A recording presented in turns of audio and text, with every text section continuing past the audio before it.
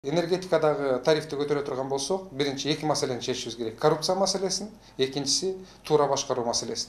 Үчүнчүсү, биздин мамлекетибиздеги орто айлык акынын деңгээлин бүгүнкүдөн бир топ көтөрүшүбүз керек. Анткени биздин мамлекетибиздеги орто айлык акы дүйнөдөгү эң аз орто айлык акы болуп эсептелет. Керек болсо Тажикстанда да кылдый турат. Бүгүнкү күндө Россияда биз мына Бачы союзуна киребиз деп атпайбы, ошол киргенде бул аябай маанилүү маселелердин бири болуп эсептелет. Энергетика маселесинде да бул аябай маанилүү маселелердин бири болуп эсептелет.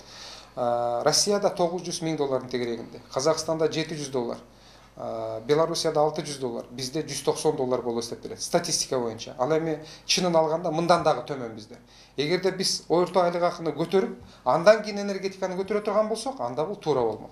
Ошондуктан бүгүнкү күндө орто айлык акыны коррупция маселесин, башкаруу маселесин чечпей туруп, тариф маселесин көтөрөбүз деген министрлерди, өкмөттү мен ойлойм бардыгын мамлекеттик кызматтан кетиришибиз керек.